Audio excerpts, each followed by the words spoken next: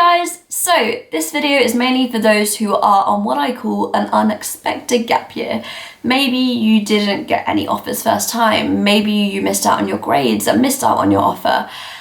Maybe results just didn't go how it planned and you're probably feeling pretty disappointed, probably quite confused and maybe a little lonely, because I know that's how I felt last year. And I've had lots and lots of people message me over the last month saying, how did you revise? How did you resit your exams? How did you get through it all? And so I wanted to make a video answering those questions, and I really do hope this helps. It's a really tough position to be in, I'm not gonna lie to you. And I've said before, this is a position that I don't think I'd really want anyone to be in, because it's the first time probably for a lot of people where you feel so alone and so isolated. It's really tough to finish year 13 with all of your friends and you've had that wonderful summer, and suddenly you feel like everyone's just gone away doing their own things, having fun, starting a new chapter, and you're stuck on your own.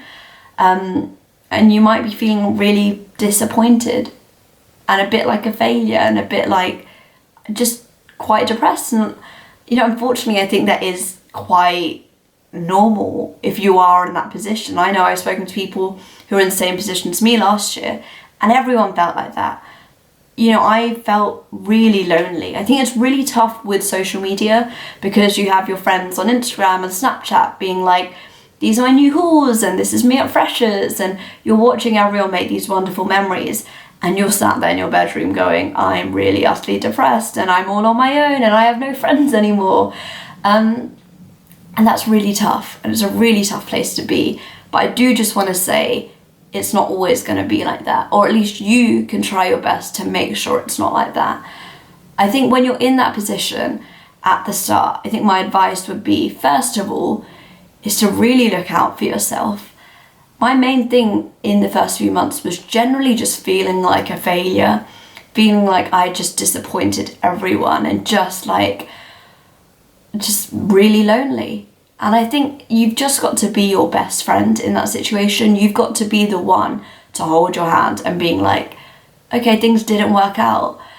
I think for me, I was in that headset of being like, I've missed out on my grades, therefore it's the end of the line. Therefore I've mucked up and there's game over. I can't do anything with my life. When actually in reality, I can. I know it sounds really strange, but for me, I was in that sense of there's only one path and one way to it and one route, and I haven't quite got there, so that's it. But actually, there's so many routes, there's so many different ways to get to what you want to do. And I really, really want you to make sure you understand that. Please don't think about yourself as a failure. Please don't think about yourself as a disappointment, because you've got to really realise that, yeah, things didn't go out the way I planned it. And I wish I was doing this, but hey, this is what you're doing right now, and you've got to make the best out of this situation, and you've got to have this positive mindset, and otherwise you're not going to be able to get through this year. Because I'm not going to lie, this year can be tough, especially at the start when your friends are all away and you don't want to be clingy and messaging them all the time, and you might have your UK CAP coming up and your personal statement, and it feels like a lot going on. And you've really got to be easy on yourself and be like, look, okay, it didn't go well, but we're going to get through it. And I think it's also quite tough when you feel like nobody else is in that same position. For me, there were some people in my school who were in that position, but not anyone who I was particularly close to at the time. And what really helped me was having a group of people who I could talk to, group of people in that same position. And so I'd really say, especially with something like the Student Room, brilliant website where you have those forums and have that thread. Maybe just think about making a thread being like, hey, I'm on a gap year because I missed my grades. Is anybody else? How are you guys feeling? For me, I made my video about results day and I had loads of people messaging me saying, hey, I'm in that same position. And we ended up making a group chat, and a bunch of us are like best friends now, a year later. And for me, that helped immensely. I cannot tell you the days where I felt really, really down and found it incredibly tough when I'm dealing with UCAS and this and that, and I don't know what to do. And I felt like my friends from school just felt so far away. I had this support group, this group of friends who I could trust and friends who I knew how I felt. And that made things so much easier, especially when it came to like revising later. But at the start, when you feel so lonely, it's so nice to have that group. So I really recommend, obviously be safe about it. Don't go putting your personal details, but also using social media in such a positive way and finding those group of people and having that group of people to get you through the first few months is so, so helpful. So I really recommend that. Or, try talking to your friends. I will admit there are lots of friends from year 13 who I don't really talk to that much. However, there are still really brilliant friends who I know will care for me forever, and they really helped me get through the first few months. So it's tough, but you've got to make sure you're not on your own. And I think that's generally the thing and the principle of a gap year, is you've got to do a lot on your own. You've got to be really independent with everything, with your UCAS, with revision, and generally how your gap year goes really depends on yourself. Are you going to try your best to get a job or do this or do that or get that grade? A lot of it depends on you, and you've suddenly got to mature quite quickly. But it's not impossible, and it's very, very doable, and you can do it just step by step, taking your time. And so that's kind of the mindset part of it. It's tough at the start, but if you really kind of just believe in yourself and hopefully get that wonderful group of people, it will slowly get a lot easier. In terms of resits, I luckily had a really good kind of relationship with my school, and so they were very happy to have me do resits. And because I was off each subject by just like the 1 grade, I wasn't very far off. For me, they recommended me to kind of revise at home and do all of that. But if I needed the school support, I had that. I do realise not everyone is fortunate to have that situation. Some people aren't on such good terms with their school. And by now it's the end of September. I'm sure you've probably got it decided whether you're going back to school, going to a different school, or doing it all on your own, whatever kind of works for you. And you've got to, once again, be really independent about that and think, what do I need? What level of support do I need for the next year? How far off was I from those grades? Because that discipline is one of the biggest things about a gap year when you're resitting and doing your exams again. You've got to be really self-disciplined. For me, I revised on my own. I had tutors who I saw once a week. I had some brilliant friends who I, revised with later on. But majority of it was on my own. And that can be tough, but you've just got to be self-motivated and think about, what is the end goal? How do I get there? And how much do I want it? And how much work are you going to put in? For me, getting each of my grades up by 1, for some people doesn't sound like much, but it is quite tough. I started my revision in January, which, whether that was a good idea or bad idea, I don't know. Personally, I needed a few months to kind of just get to grips with everything and just cope with my situation. And then I wanted to work during November to December, partly to keep me busy, but also to save up money. And I started revising in January. And it's up to you, because I've had lots of people message me being like, should I start revising? When do I start? It's up to you. I think I started in January because January gave me personally a solid amount of time. I had Jan to about May to get my stuff together and get my head around the spec and exam papers. I will admit though, I did have to relearn everything. There was only a bare minimum that I actually remembered. A lot of it either I didn't learn or didn't understand the year before, but most of it I'd say I just didn't remember. So that is something you need to think about. If you're not planning on doing anything in November, December, maybe think about revising. However, I really don't want you to have a year of just exams and just revision. I think prioritise it absolutely. However, still allow yourself to enjoy this year. Please do not see this year as a punishment, because it's not.